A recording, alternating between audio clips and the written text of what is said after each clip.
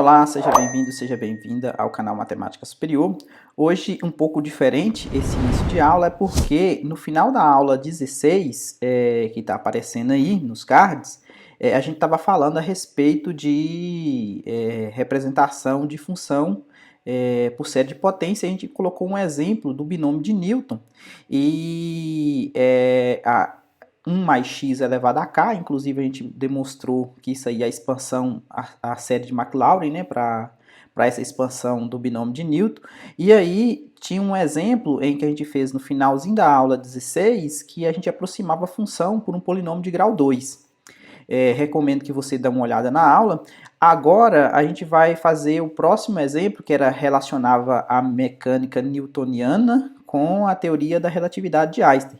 Então, por isso que eu coloquei aqui essa introdução com as fórmulas dos dois, para sabermos qual que é a diferença em que você, usando velocidades normais, para os dias atuais, talvez 360 km por hora ou 100 metros por segundo, o quão, para uma massa talvez pequena, né, comparado à da Terra, por exemplo, coisas que se movimentam sobre a Terra, então massas bem menores do que a da Terra, será que ao usar essa fórmula aqui da energia cinética de Newton, quanto que a gente estaria errando ao usar essa fórmula da energia da teoria da relatividade de Einstein? Ou seja, a gente sabe que na teoria da relatividade de Einstein, a massa ela modifica de acordo com velocidade, isso para velocidades muito altas.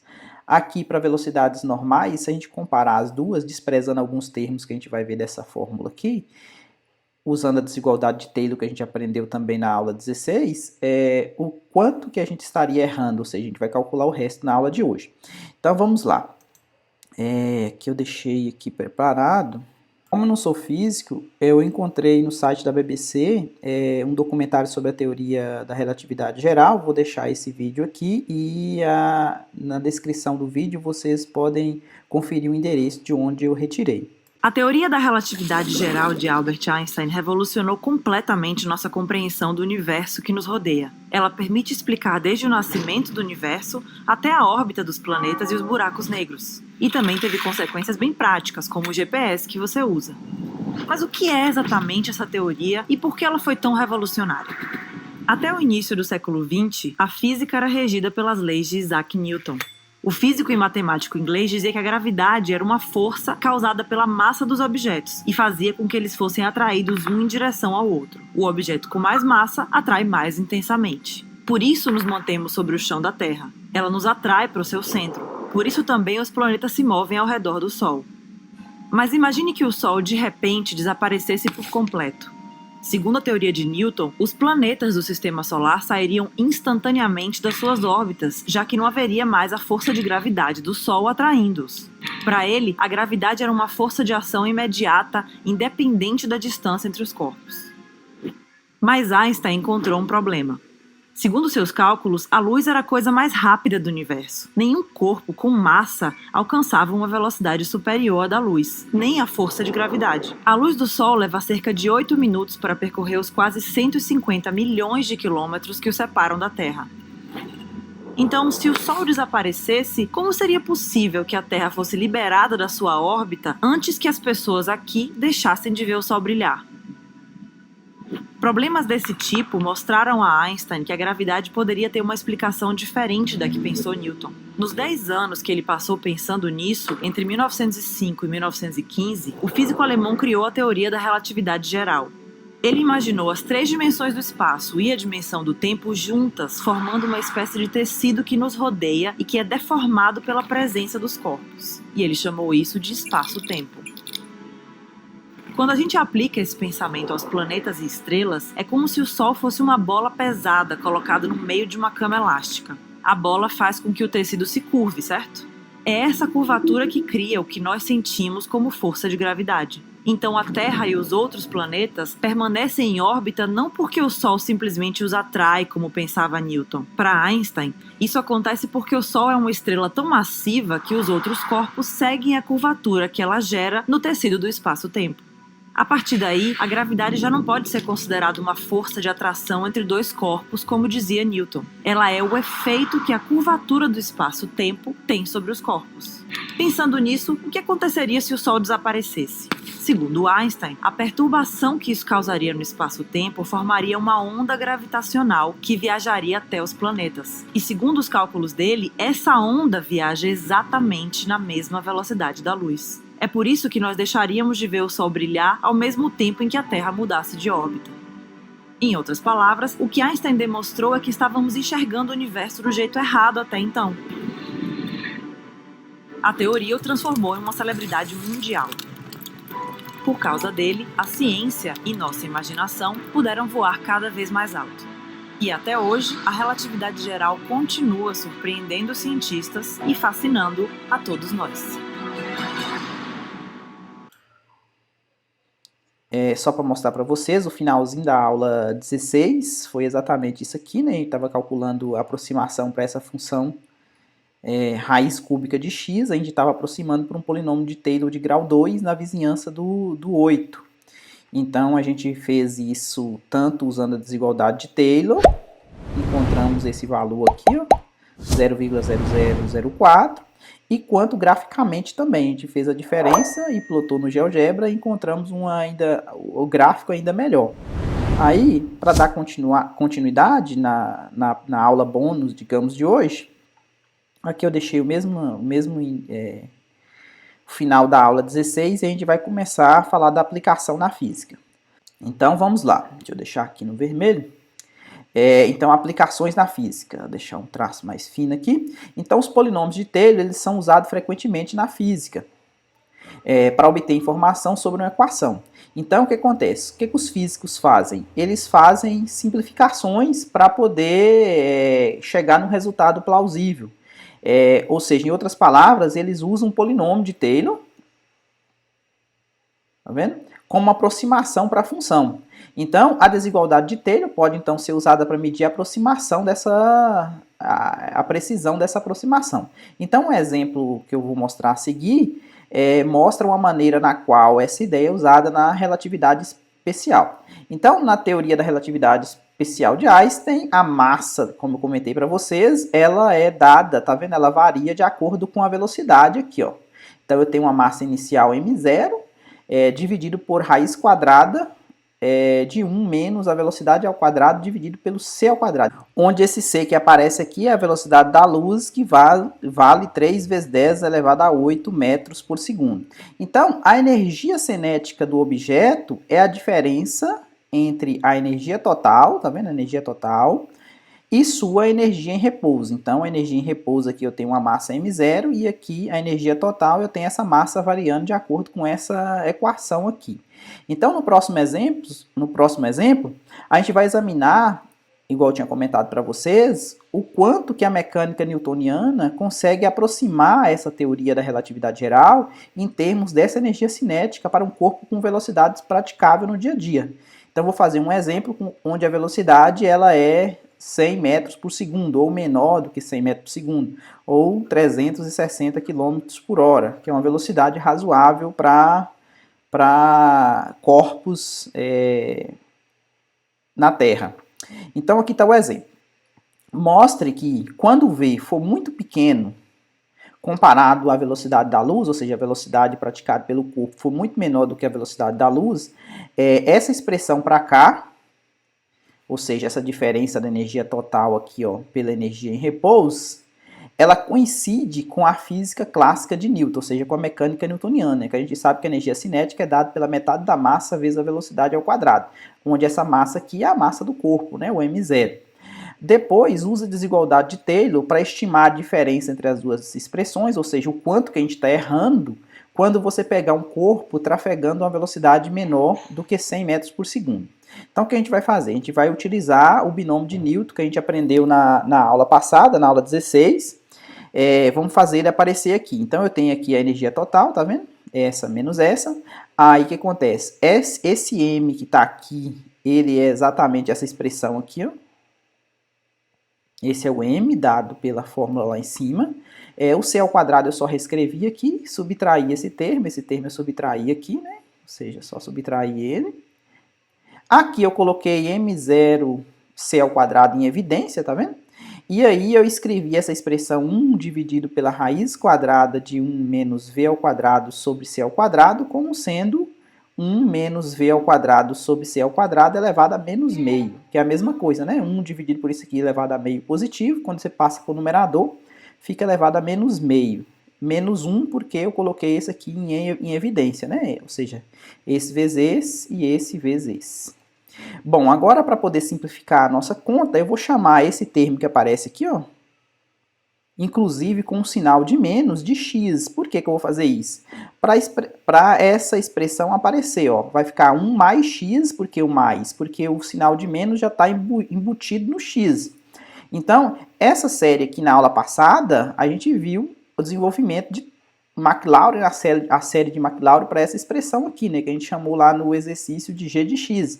Então, essa aqui eu sei como faço a expansão em série de Maclaurin para ela. Aqui basta pegar o valor de k igual a menos meio, porque esse k aqui era o número real. Então, é calculada mais facilmente como uma série binomial, pegando k igual a menos meio. Observe que, para isso aqui funcionar lá, o domínio nosso era desse jeito aqui, né, o módulo de x, mas só quem que é o x? É menos v ao quadrado sobre c ao quadrado. Lógico que o módulo disso é menor do que 1. Por quê? Porque o v ele é menor do que c. Então, quando você faz esse quociente aqui, vai dar um número menor do que 1. Como vimos no final da sessão anterior, da aula 16, essa expansão aqui eu sei como é que funciona. Ela é dada exatamente dessa maneira aqui, tá vendo? 1 mais x elevado a k, dada por essa expansão aqui. Agora, o que eu vou fazer? No lugar do k, eu vou trocar por menos meio. Ou seja, esse k aqui, esse k, todos os k's que aparecem aqui, ó, eu vou trocar por menos meio. Então, vamos lá. Troquei por menos meio aqui, né? Troquei por menos meio dividido por 1 fatorial vai dar menos meio. Aqui coloquei o menos meio, aqui vai ficar menos meio com menos 1, né? Aqui nesse numerador. Menos meio com menos 1 é menos 3 meios. Aqui ficou menos meio, esse aqui é esse aqui é esse, tá vendo? Só fazer a conta. Menos meio, menos 1 vai dar exatamente esse. Depois menos meio, menos 2 vai dar exatamente esse. E assim vai. Aqui eu só faço multiplicação de sinal, né? Conservo esse, menos com menos aqui vai dar mais, 3 vezes 1 vai dar 3, 2 vezes 2 vezes 2 vai dar 8, né? Conserva a primeira, multiplica pelo inverso da segunda, mantive o x ao quadrado, mantive o x, mantive o x ao cubo, aqui menos com menos vai dar menos, né? 3 sinal de menos, então aqui ficou negativo, aqui ficou menos meio, ó, só fazer a conta para vocês verem, esse vezes esse, vezes esse, vezes esse, dividido por 6. Então, multiplicando aqui, vai ficar menos 15 dividido por 8, todo mundo dividido por 6, né? Então, conserva a primeira e multiplica pelo inverso da segunda. Multiplicar pelo inverso de 6 é a mesma coisa. Isso aqui é menos 15 sobre 8 vezes 1 sexto. Então, fazendo essa conta aqui, ó, esse aqui é 5 vezes 3, esse 3 dá para cancelar com esse 6 aqui, vai ficar o quê? Vai ficar 5 dividido por, sobrou um 2 aqui embaixo, 8 vezes 2, 16, que é exatamente esse 16 que está aqui. Então, voltando com a notação no lugar desse x aqui, eu vou substituir novamente por menos v ao quadrado sobre c, então o que acontece? Então, lembrando aqui que esse valor esse aqui está em evidência, tá vendo? Esse valor aqui de m0c ao quadrado vai estar em evidência. Esse termo aqui, eu acabei de desenvolver ele. Deu exatamente isso aqui, ó, colocando menos v ao quadrado sobre c no lugar desse x aqui, ó. Como tem esse menos aqui, com esse menos, então dá mais, tá vendo? Metade de v ao quadrado sobre c ao quadrado. Esse aqui, quando você coloca aqui no lugar do x ao quadrado, ele está negativo, mas como ele vai estar ao quadrado, então vai ficar positivo. Vai ficar v a quarta, c a quarta, conserva o 3 oitavos. E esse aqui, ó, quando você coloca aqui no lugar do x ao cubo, vai ficar 3 sinal de menos. Com esse menos que está aqui do lado de fora, então vai ficar mais mesmo. Vai ficar 5,16. Como você vai levar esse quadrado ao cubo, vai ficar a sexta potência, menos 1 era esse vezes esse e esse vezes esse aqui, né? Então, observe que esse 1 corta com esse menos 1. Então, o que sobrou? Sobrou isso aqui, né? esses termos aqui, ó. Aí, o que acontece? Se o V for muito pequeno em relação a C, esse número aqui, ó, eu posso falar que ele tende a zero, esse aqui tende a zero, então eu vou desconsiderar esses termos que vão ficando cada vez menores. Desconsidere, então o que os físicos fazem, eles desconsideram esses termos aqui a partir do segundo. E ficamos somente com esse primeiro aqui, ó. Esse primeiro aqui, se você cancelar esse C ao quadrado com esse C ao quadrado, você chega exatamente na fórmula da mecânica newtoniana para a energia cinética. Beleza? Então, estou desconsiderando esses termos aqui que são muito pequenos. Tá vendo? C a quarta é muito maior do que V a quarta. C a sexta também muito, muito maior do que V a sexta. E assim vai. Agora, como eu só considerei o primeiro termo, desconsiderei a partir do 2, eu tenho que calcular o meu R1 de x, ou seja, será quanto que esse aqui é pequeno, né? Quanto que esse resto, ou seja, o pessoal a partir daqui, que eu deixei de somar, a partir do 2, o quão pequeno é isso? Então, eu vou usar a desigualdade de Taylor para a diferença, para estimar essa diferença. Então, novamente, eu vou chamar o x de menos v ao quadrado sobre c ao quadrado, e eu vou definir essa expressão aqui, ó, que a gente tinha da energia cinética, da fórmula geral, da diferença da energia total pela energia em repouso, como sendo uma f de x, para ficar com a mesma notação que a gente tinha lá, para usar a desigualdade de Taylor, que a gente viu no início da aula 16. E eu vou procurar um número m de forma que ele limita a derivada segunda. Lembrando que a desigualdade de Taylor, eu tinha a derivada de ordem n mais 1. Se isso aqui fosse menor do que m, ou igual a m, isso aqui para x, como estava centrado na origem, módulo de x menor do que um determinado raio, nesse caso aqui eu vou pegar esse raio como sendo 1. Então, o que acontecia? Acontecia que o meu Rn de x, ele era menor ou igual do que esse m dividido por n mais 1 fatorial, que multiplica módulo de x elevado a n mais 1. Né? Aqui era o x menos a da história, só que o a aqui eu estou pegando como sendo zero, beleza? Porque está centrado na origem. Isso aqui é um caso particular para desenvolvimento de Maclaurin. Então, o meu R1 é um caso específico desse caso aqui, ó. Eu vou pegar o n igual a 1, então aqui vai ficar a derivada segunda, tá vendo? Derivada segunda. E aqui o meu R1 com n é igual a 1 vai ficar m sobre 2 fatorial, que é n mais 1 fatorial, módulo de x elevado ao quadrado. Só que o módulo de x, como está ao quadrado, o módulo de x aqui não precisamos do módulo aqui. Então, e observe que o raio aqui também eu peguei como sendo 1. Então, eu vou calcular a derivada segunda para essa expressão para poder procurar o valor de m. Então, eu tenho a minha f dada dessa maneira. Essa aqui eu simplesmente desenvolvi, né? Esse vezes esse vezes esse. Esse aqui é constante, quando você faz a derivada primeira, zero. E aqui eu utilizo a regra da cadeia, né? Ou seja, o que eu vou fazer? Eu vou conservar na derivada, eu vou conservar isso aqui. Esse menos meio vai cair para cá, né? Ficou menos 1 sobre 2, tá aqui o menos 1 sobre 2, né? Menos 1 sobre 2. Conservo o m0c ao quadrado e aqui eu subtraio 1. Menos meio, menos 1, menos 3 meio. Vezes a derivada lá dentro é 1, então não precisa. A derivada segunda, esse menos 3 meio vai cair para cá, então menos 3 meio que multiplica menos meios que já existia, deu 3 quartos positivo. Conservo a constante e subtrai 1 aqui de novo, vai ficar menos 5 meios. Bom, essa é a derivada segunda, então eu vou calcular o módulo dela. Quando eu calcular o módulo dela, aqui eu só reescrevi essa expressão aqui, ó. Eu coloquei ela como sendo 1 dividido por 1, quem que é o x? Menos v ao quadrado sobre c ao quadrado, elevado a 5 meios positivo, né? Ou seja, passei para o denominador, por 5 meios ficar positivo aqui, tá vendo? É a mesma expressão para f duas linhas. Agora, como o módulo de V é menor ou igual que 100 metros por segundo, então V é menor do que 100, elevei ao quadrado, tá vendo? Então 100 ao quadrado dá 10.000. Multipliquei por menos 1, multiplicando por menos 1 vai inverter o sinal. Depois dividi todo mundo por c ao quadrado, dividir por c ao quadrado, tá vendo essa expressão aqui? Depois somei 1 aqui, somei 1 aqui desse lado, tá vendo? Somei 1, somei 1. Depois elevei todo mundo a 5 meios dos dois lados, tá vendo? Continua a desigualdade no mesmo sentido, porque a função 5, potência aqui é crescente. Depois, o que eu fiz? Multipliquei por 4 aqui, multipliquei por 4 aqui, tá vendo? Beleza? Depois eu inverti. Como eu inverti, esse sinal aqui inverteu também, né? 1 sobre isso, tá vendo? 1 dividido por isso, 1 dividido por isso, que é esse próximo passo aqui. Agora, o módulo da derivada segunda, observei o que acontece. É como se fosse 3m0c ao quadrado vezes 1 sobre 4, que multiplica 1 menos v ao quadrado sobre c ao quadrado elevado a 5 meios. Esse número aqui eu já tenho, tá vendo?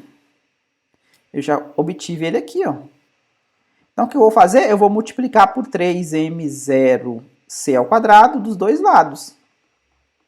Tá vendo? Multipliquei aqui no numerador, multipliquei aqui no numerador. Então, essa conta aqui eu consigo fazer, ó. Se você pegar a calculadora, vamos fazer. Por que deu 6,75? Logicamente, M0 aqui eu vou conservar porque eu não sei quanto que vale M0, né? A massa inicial lá. Vamos lá fazer essa conta aqui para vocês verem. Ó, vamos fazer essa conta aqui do denominador primeiro. Então, o que eu vou fazer? Eu vou pegar... vou fazer essa conta aqui, 10.000 dividido por c ao quadrado. Primeiro, vou colocar c ao quadrado, é 300.000, 1, 2, 3, 4, 5, 6. Elevado ao quadrado, a velocidade da luz, né? Elevado ao quadrado. O que acontece? Como ele está dividido aqui, eu vou pegar 1 sobre isso, multiplicar por 1.000, 1.000 não, né? 10.000. Beleza. Esse número é negativo. Vou somar com 1. Então, fiz essa conta dentro do parênteses. Vou elevar essa coisa toda, elevado, abre parênteses, a 5 dividido por 2. Fecha parênteses. Então, eu tenho essa potência aqui. Vou multiplicar por 4. Então, eu tenho tudo do denominador aqui. Vou pegar 1 sobre isso. 1 sobre isso, né? Porque ele está no denominador.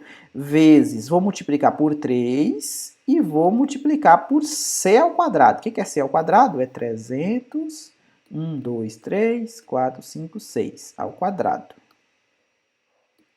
Então, 6,75 vezes 10 elevado a 16. Tá vendo? E elevado a 16. Vezes m0. Ou seja, esse aqui deu a minha constante m que eu preciso. Né? Usei esse fato aqui. Agora eu vou calcular o erro. O erro, quem que é? É o m dividido por 2. Então, vamos lá. Esse m que a gente obteve aqui, dividido por 2 fatorial. Então, vai dar isso aqui, né? Vezes o x ao quadrado. Quem que é o x ao quadrado? Tá vendo? O x ao quadrado é quem? Como o x ele é v ao quadrado dividido por c ao quadrado, então, para você ver, ó, aqui deu esse valor aqui, ó, 3,75, que é o m dividido por 2. O m0 eu conservei. E aqui é o x ao quadrado. O x ao quadrado é quem? É v ao quadrado. O v é 100. 100 ao quadrado dá a quarta e c ao quadrado. Então, isso aqui eu vou multiplicar por 100 elevado a 4, deu esse número gigante, e agora eu vou dividir por c, 1, 2, 3, 4, 5, 6, elevado a 4. Então, deu 4,16667 vezes, ó, 1, 2, 3, 4, 5, 6, 7, 8, 9, 10. Elevado a menos 10 vezes m0. Então, o que acontece? Assim, quando o módulo de V for menor ou igual que 100, o módulo do erro, tá vendo? Esse número aqui é um número muito pequeno, a não ser que esse M0 aqui seja uma massa estrondosa de grande, né? Em proporções. Para esse erro aqui chegar, por exemplo, a dimensão 1, por exemplo, essa massa aqui teria que ser da ordem de 10 elevado a 10, né? Para poder equiparar com isso aqui, ou seja, uma massa muito grande mesmo. E aí o que acontece? Quando e outra coisa, para esse erro também crescer, ou seja, para a gente não considerar aqueles demais termos a partir do 2, duas coisas poderiam acontecer. Ou eu pegar esse M0 muito grande, ou eu pegar a velocidade aqui também muito grande. Se essa velocidade aqui se equiparar à velocidade da luz, Aí a mecânica newtoniana já não fica muito boa. Por quê? Porque o erro aqui vai aumentar, porque esse número aqui seria grande, dividido por c à quarta, esse número aqui não seria tão pequeno, entendeu? Para o erro ser pequeno. Então, duas coisas, ou m0 é grande, ou o v é grande. Então, nessas duas situações, a mecânica newtoniana não é boa comparada à energia total da teoria da relatividade. Mas, se esse m0 aqui e esse v aqui são massas e velocidades praticadas no nosso dia a dia, a mecânica newtoniana está de parabéns em relação à teoria, entre aspas, consertada da teoria da relatividade. Beleza? Então, esse aqui é só um adendo, um bônus extra para a gente ver mais uma vez uma aplicação da distribuição do polinômio do binômio de Newton, né, da série de Maclaurin, aplicado aqui na teoria da relatividade de Einstein comparado com a mecânica newtoniana. Beleza? Até a próxima.